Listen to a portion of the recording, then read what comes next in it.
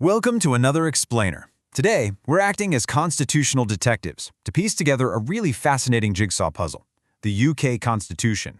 If you've ever looked at how power operates in the United Kingdom and wondered how it all holds together without a single foundational rulebook, well, you are in the right place. Today, we're going to map out the architecture of the British state. It's a brilliant, incredibly complex system, and we are going to break it down piece by piece. So let's dive right into this central mystery, right? Because unlike in most countries, you can't just go to a national archive and point to a single document that says the Constitution. If you go to Washington, D.C., you can view the U.S. Constitution under glass.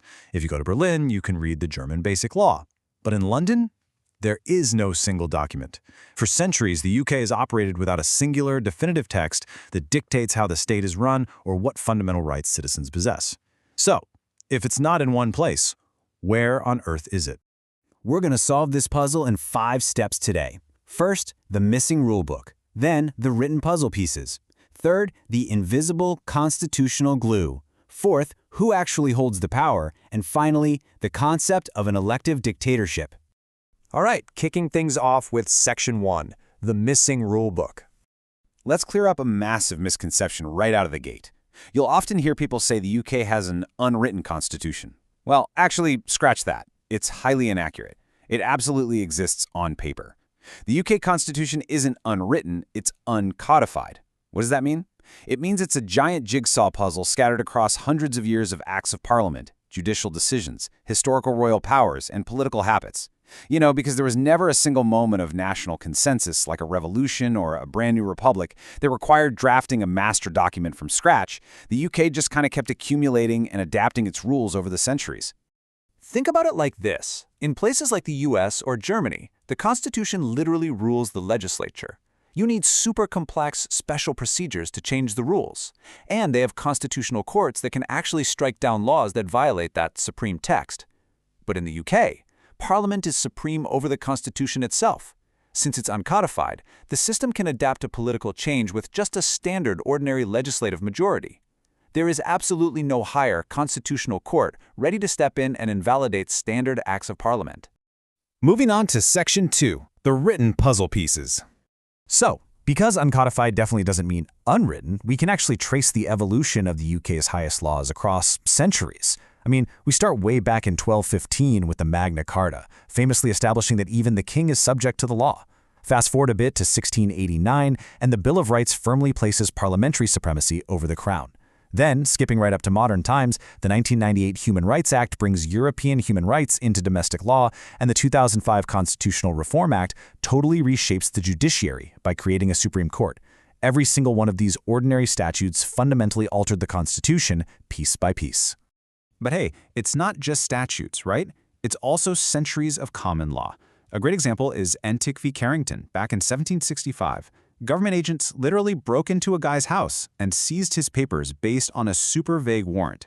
Well, a court boldly ruled that without specific legal backing, the state's action was completely unlawful. And to this day, that single ruling acts as a massive shield protecting citizens' civil liberties from state overreach.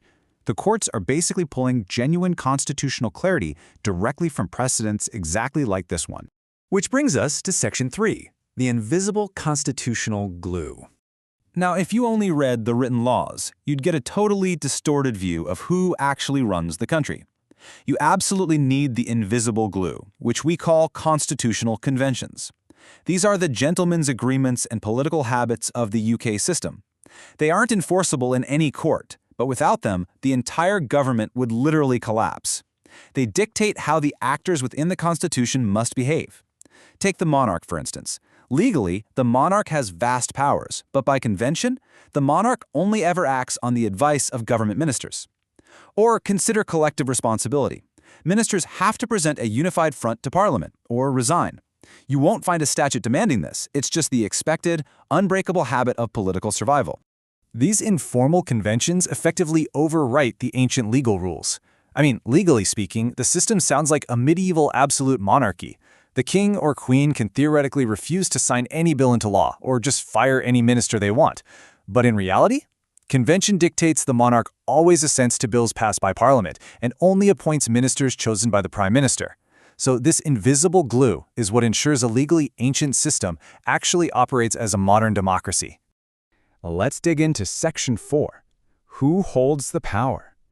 So with no single master document distributing power, how does the UK actually separate its branches of government? Well, highly informally. You still have the standard three branches, the legislature making laws, the executive implementing them, and the judiciary resolving disputes. But unlike the US, where the president cannot be a member of Congress, in the UK, the prime minister and their cabinet must be members of parliament. The executive branch sits right there inside the legislative branch, steering the whole ship from within. And this leads us to the absolute bedrock of the whole system, parliamentary sovereignty. Because there is no codified constitution acting as a ceiling, Parliament is the supreme apex. Whatever the king or queen enacts alongside the House of Commons and House of Lords is the highest law of the land, period. So what does that mean for you? It means if Parliament wants to completely rewrite a fundamental human right tomorrow, legally it can. A court can interpret the law, sure, but they cannot strike down an act of Parliament as unconstitutional. And that leads us perfectly into our final section, Section 5, an elective dictatorship. Seriously, what happens when you combine an executive that sits inside the legislature with a parliament that has absolute unlimited power? Well, you get what Lord Hailsham unforgettably called an elective dictatorship. Think about it. If a prime minister wins a strong majority in a general election, they essentially control parliament. With no Supreme Court or codified constitution to act as a legal roadblock, that prime minister's government faces very few barriers. They're checked mostly by political pressure and public opinion rather than by some higher foundational law. And this right here is the defining tension of UK constitutionalism: incredible adaptability versus the legal vulnerability of citizens' rights. It is the ultimate trade-off.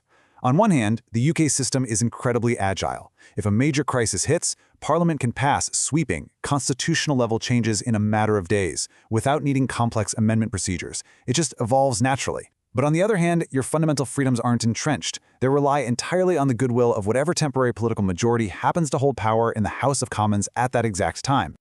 As we finish piecing together this constitutional jigsaw puzzle today, I want to leave you with a final thought to ponder about the nature of power itself. Is it better to have a rigid, codified constitution that forcefully protects rights but is, incredibly difficult to update? Or is the UK's approach, relying on ultimate flexibility, political conventions, and the supreme power of an elected parliament, actually the more pragmatic way to govern? It's a debate that lies at the very heart of how we structure a modern state. Thanks for joining me on this explainer, and definitely keep questioning those invisible rules that shape the world around you.